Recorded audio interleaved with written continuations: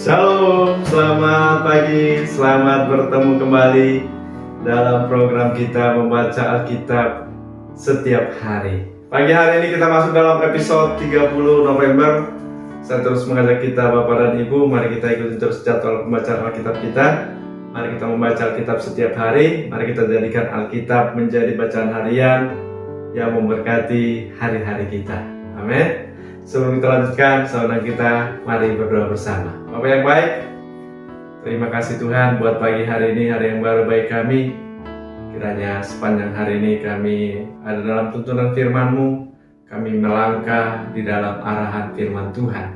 Di dalam Yesus Kristus kami berdoa, haleluya, amin. Baik, tema firman Tuhan pagi hari ini bagi kita, waspada nabi-nabi palsu. Waspada nabi-nabi palsu. Saya bacakan dari 2 Petrus pasal yang kedua ayat 1. Sebagaimana nabi-nabi palsu dahulu tampil di tengah-tengah umat Allah, demikian pula di antara kamu akan ada guru-guru palsu.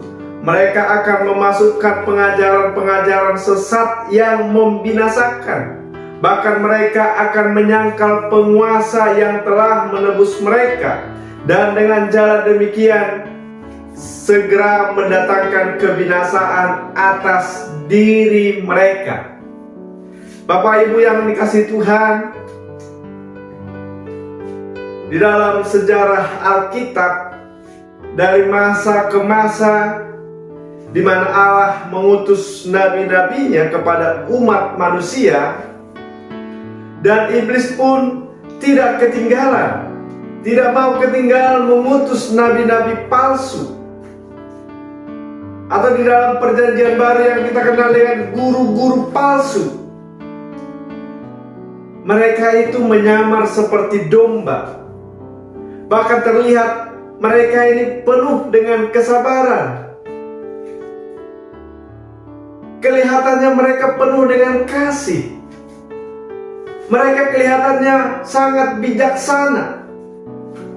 Bahkan Alkitab juga mengatakan bahwa mereka juga dapat melakukan tanda-tanda heran. Banyak mujizat-mujizat terjadi. Maka tidak heran juga pengikut-pengikut mereka pun bukan dengan jumlah yang sedikit.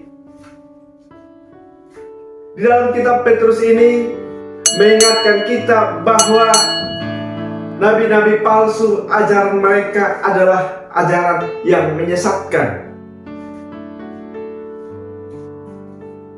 Bahkan Alkitab ini juga, Petrus ini menyampaikan kepada kita bahwa nabi-nabi palsu ini tampil di tengah-tengah umat Allah. Bagaimana kita bisa membedakan nabi-nabi palsu dan nabi-nabi yang benar? Ya misalnya saudara, di zaman ini hampir semua barang yang laku di pasaran selalu ada barang KW-nya, KW1, KW2, KW3 begitu ya. Bahkan kita sering mendengar bahwa uang pun bisa dipalsukan. Bahkan kemiripannya bisa sampai 99%. Bayangkan saudara, hampir sempurna. Tetapi tetap saja pada saatnya kejahatan mereka bisa terlacak. Kejahatan mereka bisa terbongkar. Saudara yang kasih Tuhan, kalau kita tidak tahu barang aslinya seperti apa, maka kita akan kesulitan untuk mengenali barang yang palsu. Ya kan? Sama halnya dengan nabi-nabi palsu.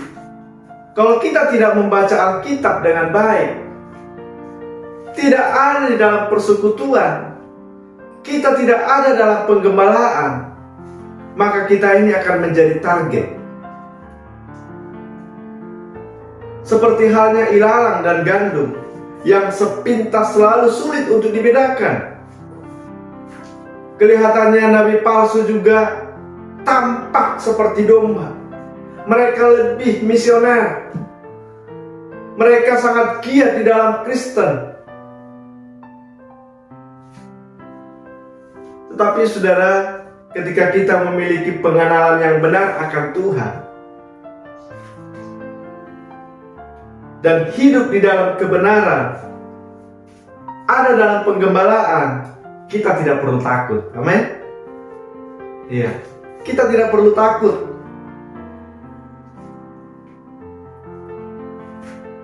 Yang penting kita tetap tekun membaca Alkitab. Mari kita terus setia melakukan kehendak-Nya.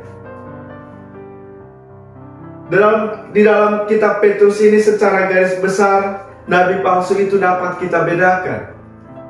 Dikatakan saudara, yang pertama, di dalam perilaku sehari-harinya, para penyesat itu lebih mengutamakan praktik pemuasan hawa nafsu daripada menjalankan hidup dalam kesucian, hidup dalam kebenaran Tuhan. Yang kedua saudara, tujuan mereka supaya mereka tidak melihat Allah, bahkan mereka menyangkal Kristus. Tetapi mereka menikmati dosa, menikmati hidup dalam dosa. Yang ketiga saudara, motivasi mereka adalah untuk mencari keuntungan. Ini secara garis besar yang diajarkan di dalam 2 Petrus ini. Tapi saudaraku yang dikasihi Tuhan, kalau kita memang tahu kebenaran Tuhan, kita hidup dalam kebenaran Tuhan, kita tekun untuk membaca Alkitab, kita tekun melakukannya, mempraktikannya dalam kehidupan kita sehari-hari, maka firman Tuhan akan mengingatkan kita, Roh Kudus akan menolong kita. Amin.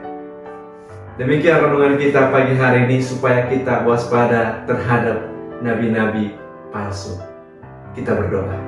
Terima kasih Tuhan untuk renungan firman Tuhan pagi hari ini yang boleh kami dapatkan. Biarlah kiranya firman-Mu menjadi rema bagi kami. Biarlah Roh Kudus yang menolong firman Tuhan bagi kami. Terima kasih Bapa, di dalam Yesus Kristus kami berdoa. Haleluya. Amin. Selamat pagi, selamat beraktivitas. Tuhan Yesus memberkati kita. Shalom.